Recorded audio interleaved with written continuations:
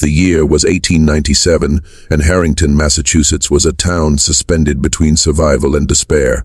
A bitter winter storm through the valleys and hills, burying roads, freezing wells, and cutting off trade routes. For the wealthy merchants and mill owners, the season was an inconvenience. But for working families who lived paycheck to paycheck, the winter was a ruthless test of endurance. In a small wooden house on the edge of town lived Margaret O'Donnell, a 34-year-old widow with 3 children. Her husband, Patrick, had died in a mill accident 3 years earlier when a faulty beam collapsed in the spinning room. The company compensated her with a meager sum, not nearly enough to sustain a family. From that day forward, Margaret had carried the weight of survival on her thin shoulders. She worked long hours at the textile mill herself, sewing during the evenings by candlelight, and still found time to tend to her children, though exhaustion seemed stitched into every line of her face. Her children were her only strength. Catherine, 12 years old, who helped with house chores and sometimes snuck into the mill to hand her mother food. Michael, 9, who had the curious mind of his father and often read discarded newspapers to his siblings, and Daniel, the youngest, just 6, with bright blue eyes and a laugh that carried like music in their home. But in the unforgiving winter of 1897, Daniel's laughter fell silent. It began as a cough. Light at first, nothing more than the rasp a child might pick up from playing in the snow. But within days, his cough deepened into a wrenching rattle that shook his small body. Margaret, alarmed, took him to the town's physician, Dr. Harper. The man examined Daniel with wary eyes. He had seen too many sick children that season, and too many grieving parents leave his office empty-handed. "It's pneumonia," he said, adjusting his spectacles. "There's little I can do. Supplies are running out. We've lost 3 children just this week." Margaret gripped Daniel's hand tighter. "But you must have something, medicine, herbs, anything." Dr. Harper sighed. "I'll give what I have left. But Mrs. O'Donnell, be prepared." Those last 2 words echoed in Margaret's heart like a cruel tolling bell. She knew what he meant. Be prepared for death. Back home, Margaret watched her son struggle to breathe, his chest rising and falling as though each breath was an impossible climb. The other 2 children hovered nearby, afraid to sleep, afraid to leave their mother alone in her silent war against despair. But despair was not new to Margaret. She had faced it the day her husband's body was brought home on a stretcher, the day she realized her sewing could never fully feed 3 mouths, and the countless nights she went hungry to give of her children an extra bite of bread. Each time, she had fought despair with resolve. And now, staring at Daniel's frail frame, she knew she had no choice as she must fight again. The struggle was not just against illness. It was against poverty, exhaustion, and the cruel indifference of winter. Their small home had no insulation. Icy winds seeped through the walls and made the air inside almost as cold as the snow outside. She stuffed rags into cracks, lit every candle she could spare, and wrapped her children in woolen layers. But fuel was scarce, and the small stove could not burn all night without wood. Margaret worked harder than ever, despite Daniel's sickness. By day, she still walked to the mill, her feet numb from snow because missing work meant no wages. By night, she sewed shirts and socks until her fingers bled. And every hour, she checked Daniel, placing her hand on his forehead, whispering prayers, and wiping the sweat from his face. Neighbors pitied her but kept their distance, afraid of sickness spreading. Yet, some whispered admiration for Margaret's iron will. "That widow," they said, "she won't let death take her boy."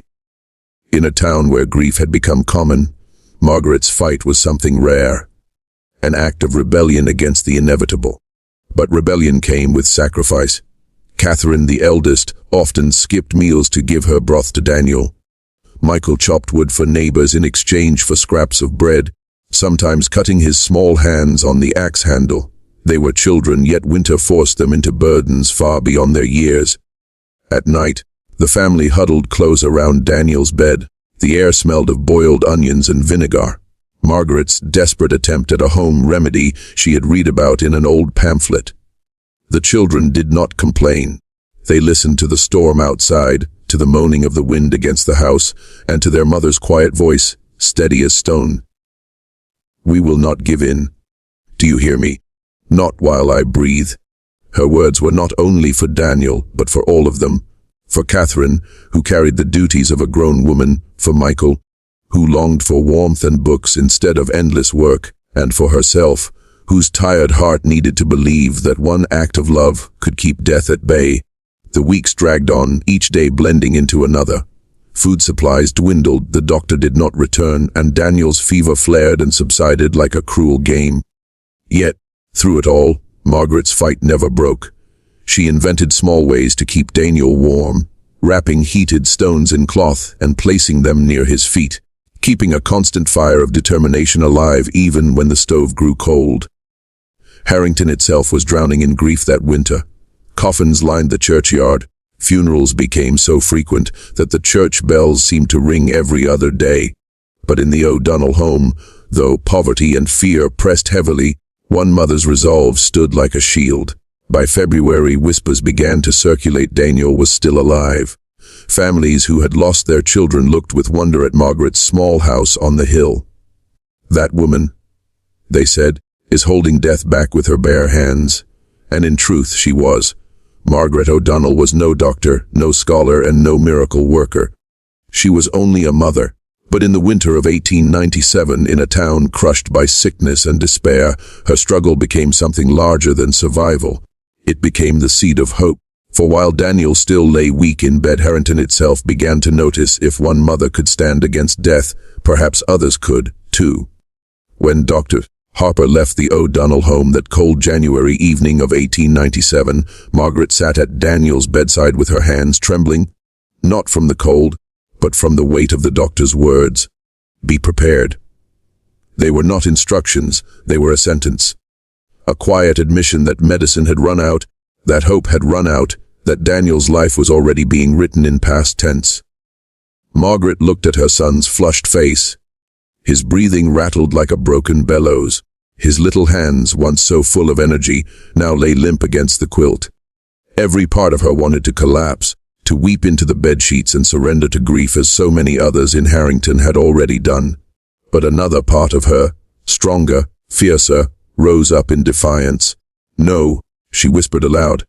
"Not my boy, not my Daniel." Margaret had always lived on the edge of survival. Widowhood had forced her to become both provider and protector. She could not afford the luxury of despair, for despair never fed hungry mouths nor paid the mill rent. And so, when the world told her to prepare for death, she decided instead to prepare for life. Margaret remembered her husband's death at the mill. The townspeople had pitied her then, too, with the same looks of sympathy laced with silent judgment. She will not last long without a man. But she had lasted. She had worked her way into calloused hands, sleepless nights, and the unyielding rhythm of labor. She had endured. And if she could survive the loss of her husband, she believed she could face down the shadow that hovered over her son's bed. The easy path was to accept the doctor's verdict, to sit by Daniel's side and let fate do its work. But Margaret's heart refused. She thought of Catherine and Michael, their young faces watching her every move. What lesson would they learn if their mother gave in? That when death knocked, a mother opened the door without resistance? No, they would learn something else.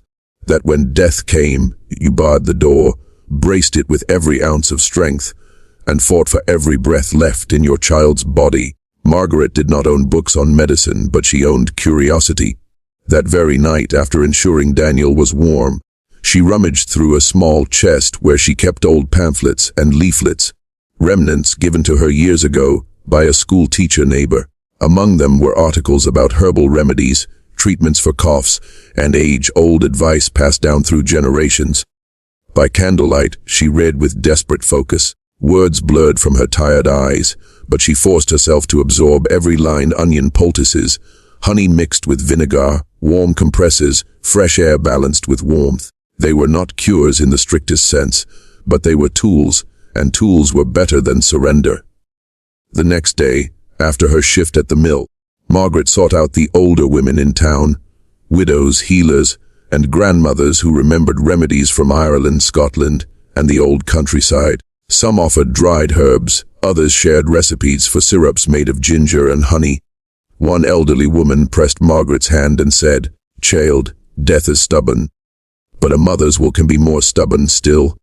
Margaret returned home with a small bundle of herbs and a notebook filled with scribbled instructions. She set to work. Margaret quickly realized the cold in their small house was Daniel's greatest enemy. Their stove was too small to keep every room warm, so she made a decision. They would all sleep in the cellar. She cleaned the space, laid quilts on the floor, and turned it into what she called the warm room. She heated flat stones in the stove, wrapped them in cloth, and placed them near Daniel's feet. She boiled water in pots and set them around the room to release steam, easing his breathing. At night, she sat beside him, whispering lullabies while dampening cloths for his forehead. Her children watched this transformation in awe. Catherine helped grind herbs into paste. Michael fetched wood and water without complaint. They too began to believe that survival was not about luck but about effort, and that their mother's determination was a shield stronger than medicine. The days dragged into weeks. Daniel's fever spiked dangerously, then subsided, then returned again.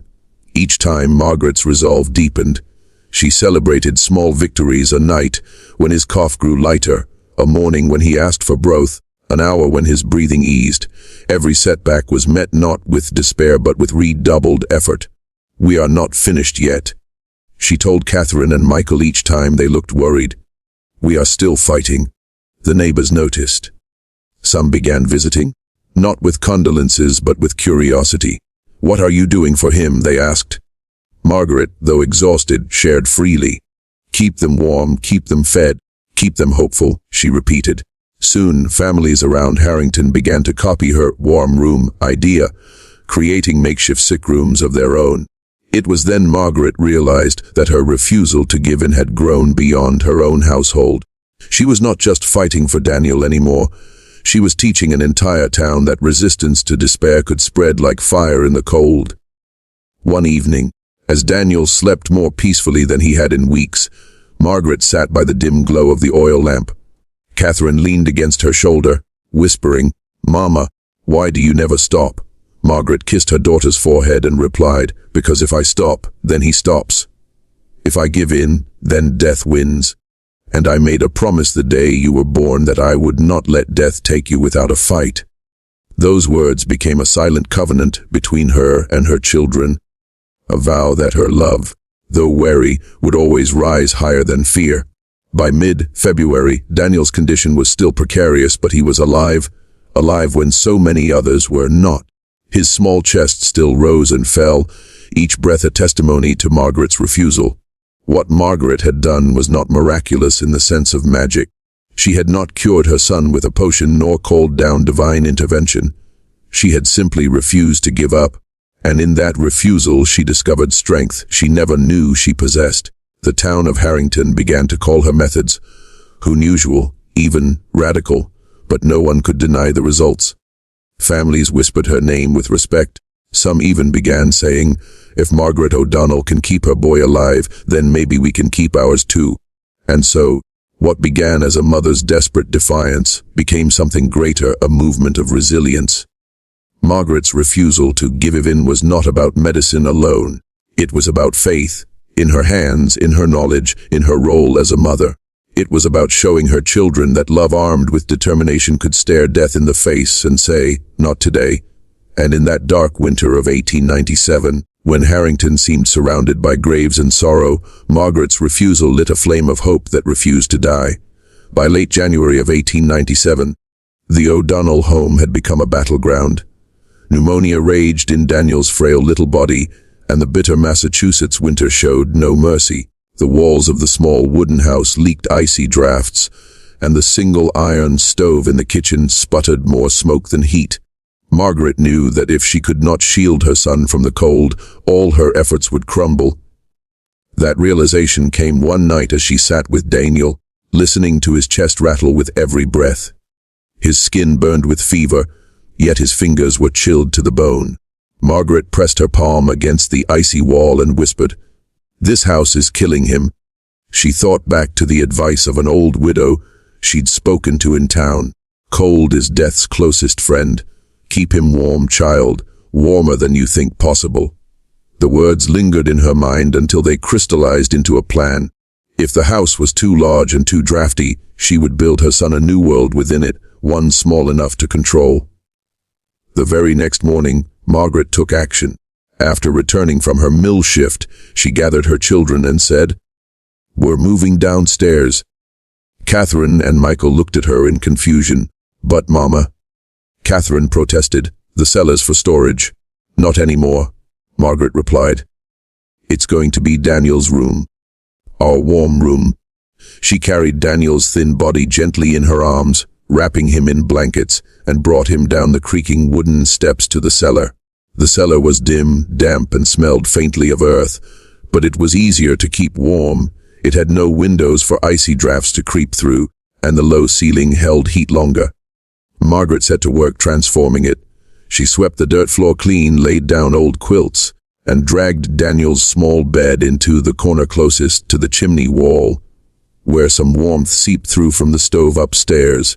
Catherine and Michael helped carry furniture, a stool, a small table, and baskets of herbs and cloth. By lantern light, the room slowly began to change. No longer just a cellar, it became a sanctuary. Margaret knew heat was scarce, but she was determined to stretch every ember into life, saving warmth. She remembered reading about a trick sailors used during long voyages, heating stones in fire and wrapping them to release warmth through the night. That evening, she placed several flat stones into the stove until they glowed hot, then carefully wrapped them in wool scraps and tucked them around Daniel's feet and sides. The warmth seeped slowly into his blankets, and for the first time in days, his shivering eased. Next, she boiled kettles of water and set them in the corners of the cellar, their steam rising to moisten the air. Dry, icy air had made Daniel's coughing worse, but in the dampened cellar, his breathing sounded a fraction softer. It was a small improvement, but to Margaret it was a victory. She called the system her warm room, and each night she refined it. When the heat faded too quickly, she replaced the stones. When the air grew heavy, she opened the cellar door briefly to let in just enough fresh air before sealing it again. Each adjustment was a step closer to keeping Daniel alive. Margaret's children did not complain about the cramped conditions. Catherine helped air out the blankets each morning, while Michael fetched wood and carried stones. "If it keeps Danny alive, it's worth it," Catherine would say as she scrubbed the quilts. Michael, though young, grew into his role as a helper, running errands for neighbors in exchange for scraps of wood or candle stubs to keep the cellar lit. The O'Donnells had given up comfort for survival. The cellar was crowded, food was thin, and the constant tending of fires and stones left Margaret bone-tired. Yet she reminded her children every day, "We are fighting, and as long as we fight, he has a chance." Word began to spread in Harrington about Margaret's unusual methods. Neighbors saw her carrying steaming pots down to the cellar, or heating stones late at night, when most families had already surrendered to the cold. At first, some dismissed her efforts as desperation. "She's clinging to false hope," one mill worker remarked.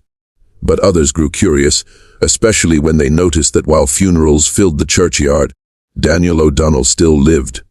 Soon mothers began stopping Margaret in the street. "What are you doing for him?" they asked. Margaret, though wary, shared her process. "The stones, the broth, the cellar. Keep them warm and fed," she would insist. "Don't let them lie in the cold." Some families began imitating her methods, carrying sick children to kitchens or enclosed parlors, heating bricks by the fire, or sealing windows with rags. In a winter where hopelessness was spreading faster than disease, Margaret's warm room became more than a physical space. It became an idea, a model for survival. One night in early February, a blizzard howled through Harrington, shaking shutters loose and piling snow against doors. The town's stove chimneys smoked and sputtered, and many feared their fires would die out before morning.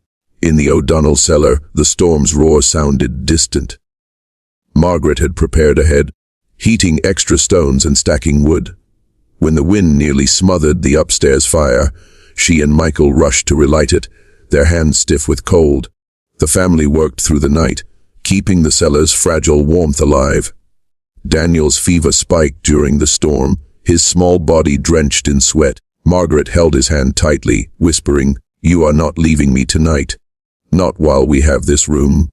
She stayed awake until dawn, changing cloths, feeding him spoonfuls of broth, and praying between each ragged breath. By morning, Daniel's fever broke. He opened his eyes weakly and whispered, "Mama." For the first time in weeks, Margaret allowed herself to cry, not out of fear, but out of relief. The warm room was no miracle cure. Daniel was still fragile, and every day brought new risks. But its creation symbolized something greater than survival. It was proof that action, ingenuity, and sheer refusal to surrender could hold back the tide of death. Families in Harrington began to speak of Margaret's cellar with reverence. "That woman made a room where death could not enter," one neighbor said. To others, it became known simply as the warm room of Harrington. In truth, it was nothing more than stones, quilts, and steam. But what made it powerful was Margaret's unyielding belief that her son's life was worth every sacrifice. That winter, the O'Donnells learned that survival was not always about wealth or medicine, but about courage shaped into action. And in the cellar of their humble home, a mother had proven that warmth of fire, of hands, of love, could be stronger than death's cold grip. By mid-February of 1897, Harrington had become a town of sorrow. Funeral processions passed through its snow-laden streets so often that the tolling of the church bell had become part of daily life. Children's laughter, once the sound of its narrow lanes, was replaced by the muffled sobs of grieving parents. Pneumonia had cut deep into the heart of the community, leaving empty chairs at kitchen tables and small graves in the frozen ground. Yet in one small house on the edge of town, something remarkable was happening. Against all odds, Daniel O'Donnell, the boy whom Dr. Harper had quietly written off, was still alive. Pale, weak, and fragile, yes, but alive. His survival became a whisper that traveled from neighbor to neighbor, from shopkeepers to mill workers, and from one grieving mother to another who still clung to the hope of saving her child. It began with quiet curiosity. One morning, a neighbor named Mrs. Callahan knocked softly on Margaret's door. Her own daughter lay sick at home, coughing violently through the nights. "Margaret," she asked, her voice trembling, "what are you doing that keeps your boy alive? I've heard talk of your warm room." Margaret, tired from another sleepless night, but unwilling to turn away a fellow mother, invited her in. She explained what she had done, moving Daniel to the cellar, heating stones, steaming water, feeding broth, applying poultices, and above all, never letting him fall cold or hopeless. Mrs. Callahan listened intently, tears filling her eyes. "Do you think it would work for my Anna?" Margaret clasped her hand. "Try it. Don't let her lie in the cold. Keep her warm, keep her strong. Fight for her. Every moment." That evening, Mrs. Callahan moved her daughter to the parlor near their stove, copied Margaret's methods as best she could, and within days saw small improvements. Word spread quickly. Harrington was a small town, and news of any kind, whether of death or of hope, moved faster than the winter wind. Soon, more mothers appeared at Margaret's door, the widow who lived 2 streets over, the mill worker's wife, even the stern shopkeeper who rarely spoke to anyone. Each asked the same question, "What are you doing?" Margaret never refused an answer. She had no secrets, no ownership over her methods. "It isn't magic," she would insist. "It's work, it's love. It's refusing to stop trying." She would demonstrate how to wrap heated stones, how to boil onions for poultices, how to make simple broths out of scraps. She gave what little she had, sometimes handing over herbs she could barely afford to lose. Her cellar became not only a warm room for Daniel, but a kind of informal classroom for Harrington's mothers. By lamplight, they watched her methods and carried them back to their own homes. At first, some of the men scoffed. "What's a bunch of stones and onions going to do against pneumonia?" They muttered in the tavern, but as more children began to recover, or at least outlast the worst of their fevers, skepticism turned to grudging respect. Even Dr. Harper, weary from weeks of losing patients, began to take notice. When he returned to check on Daniel and found the boy sitting upright, sipping broth, he stared in astonishment. "I don't understand," he admitted. By all reasoning, he should not have survived. Margaret, though respectful, replied firmly, "Reason doesn't raise children. Doctor, mothers do." The doctor, humbled, asked her to explain everything she had done. Though his pride was wounded, even he could see that survival in Harrington was no longer being measured only by medicine. It was being measured by determination, resourcefulness, and communal strength. As February dragged into March, Harrington began to change. Instead of sitting helpless by sickbeds, families began building their own versions of warm rooms, kitchens, parlors, even storage sheds converted into makeshift sanctuaries. Mothers shared recipes for broths, fathers brought wood for each other's fires, and neighbors exchanged herbs and remedies. For the first time in months, the town was not bound together by grief but by action. People stopped waiting for death and started resisting it. Margaret's fight for Daniel had ignited something larger than her own household. It had awakened a spirit of resilience in Harrington itself. Children who might have been lost began to recover. Not all, of course. The plague was merciless, but enough that hope returned to the town's weary hearts. When families gathered in church on Sundays, there were still empty pews, but there were also new smiles, new whispers of gratitude. People began saying, "We've lost some, but we saved others." And for that, we thank Margaret O'Donnell. Margaret never saw herself as a savior. She was just a mother, doing what she believed any mother should do: fight until the very last breath for her child. But Harrington saw more. They saw a woman who had stood against despair when everyone else had surrendered. They saw a widow with nothing but willpower, creating hope out of heated stones and broth. Children began referring to her cellar as the room where death couldn't enter. Mothers repeated her sayings as if they were scripture: keep them warm, keep them fed, never give in. The O'Donnell name became a quiet symbol of strength in Harrington. Families who survived that winter told their stories for years afterward, often ending with the same phrase: "We learned from Margaret." As spring finally broke through the harsh winter, melting the snow and softening the ground, the worst of the epidemic subsided. Harrington emerged scarred but not broken.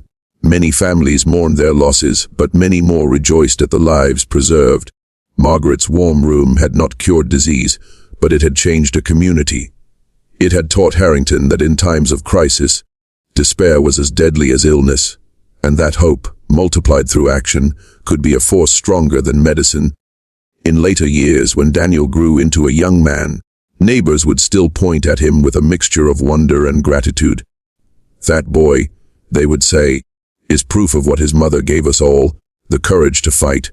Harrington never forgot the winter of 1897. It was remembered not only as a season of death, but as the year a mother's defiance sparked a town's preservation. Margaret O'Donnell's name was etched not into monuments or books, but into the living memory of every family who had kept their children alive because she had shown them how. And though Margaret herself never sought recognition, she had already won the only reward she ever wanted: her son breathing beside her, her children watching her with pride, and her town learning that sometimes the greatest teacher is a mother who refuses to let death win. By the time March of 1897 arrived, Harrington was a town transformed. What began as whispers about one stubborn widow's methods had grown into a collective effort to fight for survival.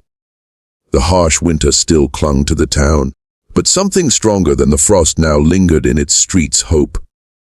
Margaret O'Donnell's cellar, her warm room, had become more than a refuge for her son Daniel. It had become a symbol, a spark that inspired a community to act rather than surrender. And though the shadow of death still loomed, the people of Harrington began to believe they could push it back, if only they tried. When the thaw came in early spring, families finally counted their losses and blessings. Neighboring towns had been devastated. Child mortality rates soared as disease swept through homes where despair had replaced effort. But Harrington told a different story. Though many lives had been lost, the number of children who survived was noticeably higher.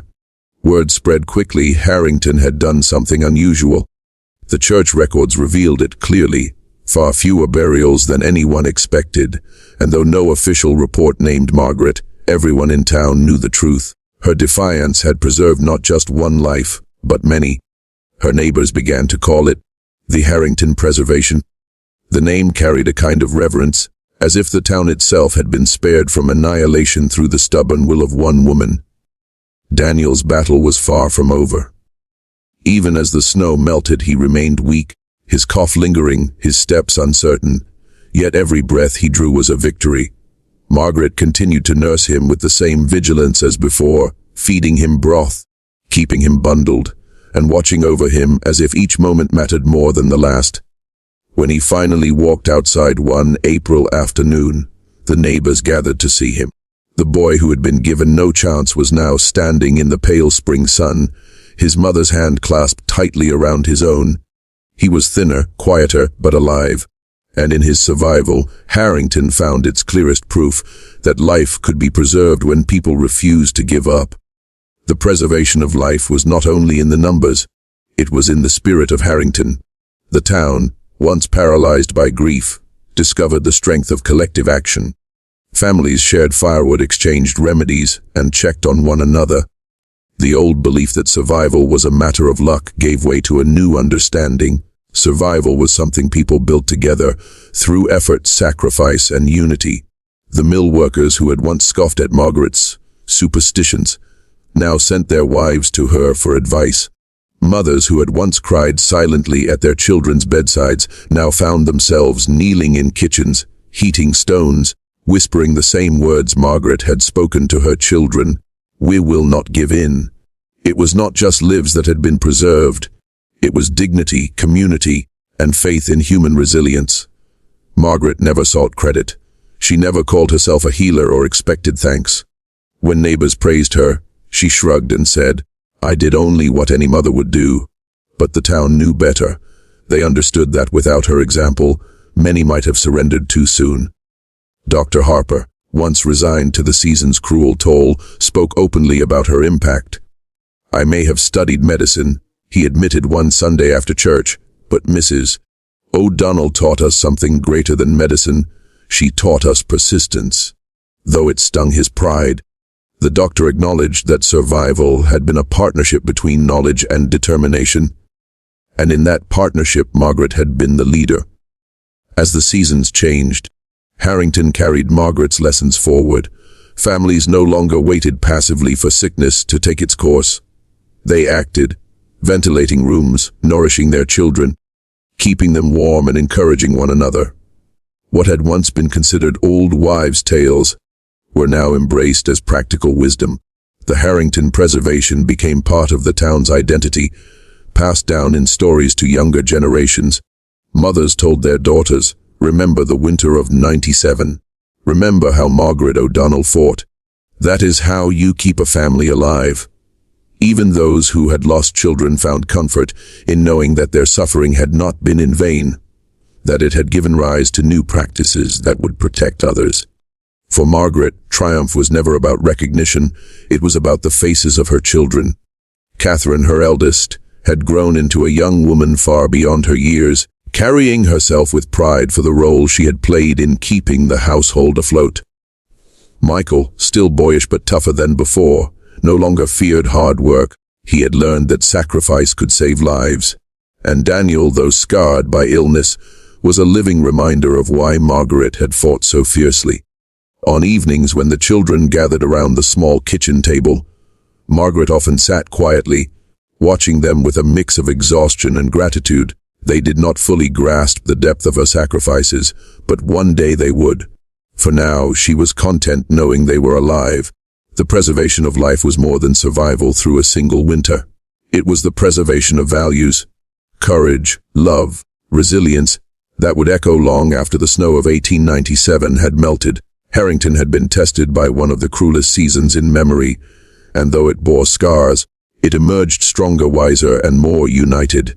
Margaret O'Donnell became a quiet legend not through wealth or fame, but through the simple act of refusing to let her child slip away.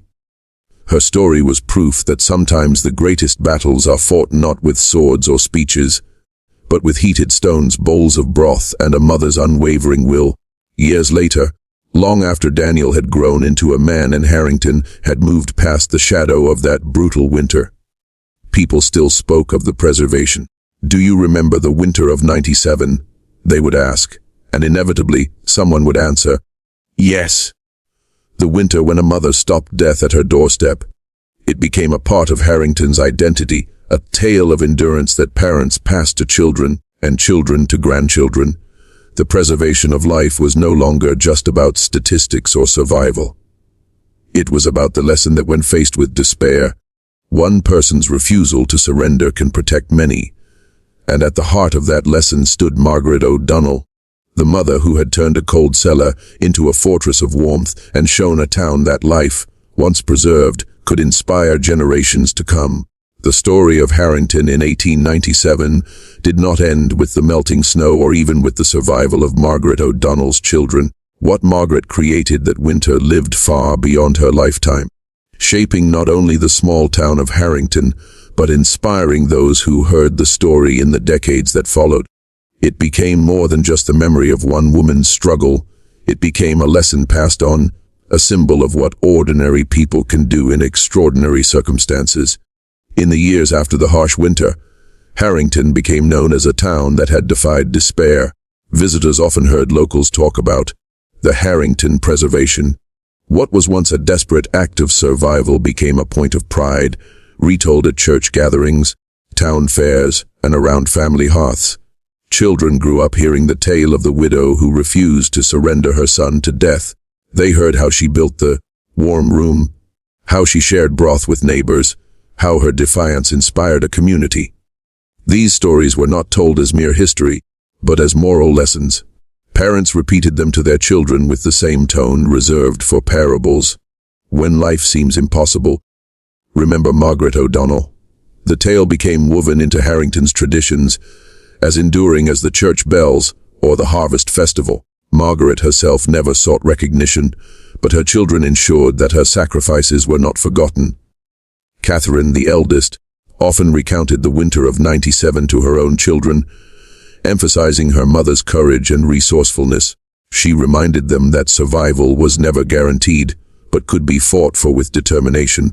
Michael, who had hauled firewood and fetched herbs during that dark season, grew into a strong and practical man. He often told younger townsfolk that hardship was not an excuse for surrender, but a chance to discover strength. His own children, raised on those words, became the kind of people others relied upon in times of need. And Daniel, the boy who had been closest to death, carried the legacy most personally. He never forgot the warmth of the cellar or the hours his mother spent by his side. As a man, he became a school teacher, and he used his mother's story to inspire his students. "I am alive," he would say, "because my mother would not quit. If she had, you wouldn't be sitting here listening to me." So never underestimate the power of determination. Through Margaret's children, her lessons spread further than Harrington itself. Over time, the Harrington Preservation was no longer spoken of only as a story about survival during sickness. It became a philosophy. Town leaders used it as an example of what unity could accomplish. During floods, fires, or poor harvests, someone inevitably reminded the town of the winter when people refused to let despair win. The phrase, "Remember '97, became a rallying cry. To newcomers, it might have seemed strange. What could a year-long past have to do with present struggles? But to the people of Harrington, it was a reminder that if their ancestors had survived that brutal winter, they too could endure whatever challenge they faced. The story did not remain locked in the town's borders. Travelers and relatives carried it to neighboring communities, where it became a tale of resilience told in slightly different variations. Some accounts emphasized the practical side, the heating stones, the broths, the herbal remedies. Others highlighted the moral lesson that love and persistence can defeat even the cold hand of death. By the early 20th century, newspapers occasionally published short pieces about the widow of Harrington as an example of maternal devotion. Ministers used it in sermons, teachers in lessons, and reformers in speeches about perseverance. In this way, Margaret's struggle, once just one woman's private fight for her child, became a broader inspiration. What made the story so enduring was not just the survival of lives, but the symbol it represented. Margaret stood as a reminder that greatness does not always come from wealth, education, or power. She had none of those things. She had only determination, a mother's love, and the refusal to accept defeat. Her cellar became a metaphor. The warm room was not just a physical space, but a symbol of human ingenuity and hope. Generations later, Harrington mothers still told their children, "When life feels cold, you make your own warmth." By the mid-20th century, Harrington had changed. The textile mills grew quieter, electricity replaced heated stones, and medicine became far more advanced. Yet even as life modernized, the story of 1897 remained powerful. Teachers continued to tell it in schools. Families reminded each other of it during hard times, whether during the Great Depression, World War II, or personal struggles in their own homes. To many in Harrington, Margaret's fight was proof that ordinary people could change the outcome of history. Even outsiders who heard the story found themselves moved. It was not a tale about grand inventions or wealthy leaders, but about an ordinary woman with extraordinary courage. Margaret O'Donnell eventually passed away quietly, not as a celebrated figure in history books, but as a beloved mother and grandmother. Yet her impact could not be measured by headlines or monuments. It lived in the choices people made when facing hardship. Her legacy was this: to teach people that despair is not the end unless you allow it to be. To show that even in the darkest times, persistence can preserve life, hope, and dignity. And to remind the world that strength often comes from the most unexpected places: a widow in a cellar, a child's survival, a town united by necessity. Today, more than a century later, the story of the mother who stopped death still resonates. It continues to motivate those who hear it, reminding us that the human spirit is stronger than we often believe. The Harrington Preservation was never about one winter alone. It was about the principle that life can be preserved through courage, resourcefulness, and love. Margaret O'Donnell did not just save her son, she gave generations a lesson that when you refuse to surrender, you do more than survive, you inspire. And so, her story endures, whispered from parent to child, written in quiet town records, remembered whenever life feels too heavy to bear. A lesson born in 1897, still alive today.